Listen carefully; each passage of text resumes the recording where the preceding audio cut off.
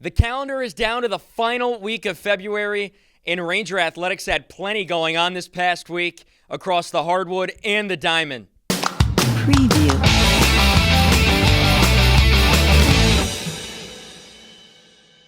I'm Dominic Liacani, and you're watching the Parkside Press Pass, powered by El Camino Kitchen. Let's start out this week with Parkside women's basketball, as the Rangers went 1-1 at home over the weekend and officially secured their spot in the GLIAC tournament.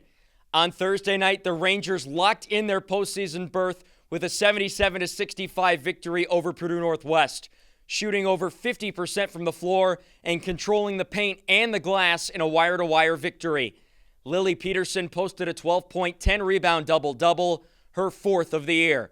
Then on Saturday, the Rangers welcomed in the Warriors of Wayne State, and Wayne State pulled away in the second half to spoil Senior Day 63-54, despite Parkside staying within striking distance in the fourth. The Rangers now sit at 13-13 overall and 8-10 in GLIAC play, and close out the regular season on the road at Michigan Tech and Northern Michigan this weekend. As for the Ranger men, they also went 1-1 over the weekend, with notable milestones coming inside DeSimone Arena. On Thursday night, the Rangers would fall to Purdue Northwest 78-70, but Luka Mateski broke the program's single-season record for free throws made, while Paxton Warden hit the 1,000-point mark for his career. Warden finished with 25 points, and Mateski added 20 off the bench in the loss. Parkside responded on Saturday with a 77-66 Senior Day win over Wayne State, shooting 55% from the floor and holding the Warriors to just 33% shooting.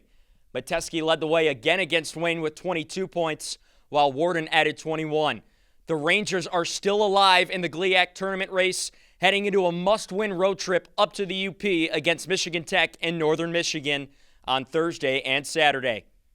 Now on to the Diamond, where for the first time this year we check in with Parkside Softball, who opened its 2026 season with 6 games at the Lewis Dome Invitational in Rosemont, Illinois, going 1-5 over the weekend in indoor play. The Rangers played 2 games on Wednesday, falling to Lewis 5-4 and then 9-1 to Missouri S&T before splitting results on Thursday with a 12-0 run rule win over Upper Iowa and a 5-1 loss to St. Cloud State. Parkside closed the weekend on Sunday with a pair of 5-1 losses to William Jewell and Winona State. Individually, Parkside saw strong production at the plate, led by reigning back-to-back GLIAC Player of the Year Mia Johnson, who hit a ridiculous 6-11 with 7 RBIs, 4 doubles, a triple, and a homer, including a 5 RBI performance in the win over Upper Iowa. CeCe DeSilvio also had a big opening weekend, batting .381 with 6 RBIs and 4 extra base hits. In the circle, Holly Lowenberg provided a bright spot with a .210 ERA and a complete game shutout against UIU. Additionally, for her performance this weekend, Mia Johnson earned this week's first GLIAC Player of the Week award. Parkside returns to action next weekend at the Oasis Sports D2 Tournament in Marion, Illinois.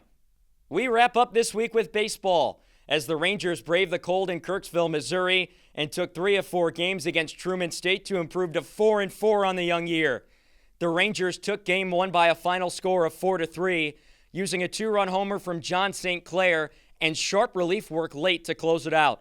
The second game of the day was suspended due to daylight and was completed Saturday, with Truman State holding on 9-6 despite a late Parkside push that included a 3-run triple from Joe Morowick. On Saturday, the Rangers responded by winning the final 2 games to clinch the series, including a complete game shutout in the finale from Nathan Simney. Offensively, Morowick drove in 6 on the weekend, and Parkside got key extra base hits throughout the lineup as they took 3 of 4. The Rangers now turn the page to another GLVC challenge, heading to Jefferson City, Missouri to take on Lincoln this weekend for a 4-game set. To keep up with all things Ranger Athletics this week, make sure you head on over to ParksideRangers.com/coverage. And hey, if you're feeling hungry, make sure you stop by our friends over at El Camino Kitchen, located off of Highway 41 on 77th Street in Pleasant Prairie. This has been the Parkside Press Pass.